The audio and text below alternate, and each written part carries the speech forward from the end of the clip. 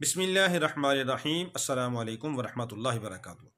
محترم ناظرین، اگر آپ قرضے کے نیچے دب گئے ہیں، قرضہ بہت زیادہ آپ کے اوپر آ چکا ہے، کوئی اس کے قرضے کے ختم ہونے کی شکل نظر نہیں آ رہی، تو آپ نمازوں کا اہتمام کریں۔